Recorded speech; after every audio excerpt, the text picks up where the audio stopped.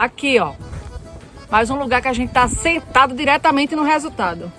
O boizinho aqui comendo 30% de capim-açu e 70% de moringa. E olha aqui, ó. Será que eles gostam? Será que gosta, Rui? Mostra aqui. Será? Top de linha. Chama a Jojó que a gente resolve. Chama! Se você tiver alguma dúvida ou se você quiser plantar moringa, coloca aqui embaixo. Joelma, eu quero, me ajuda, por favor, que a gente vai te ajudar, com certeza. Vamos embora!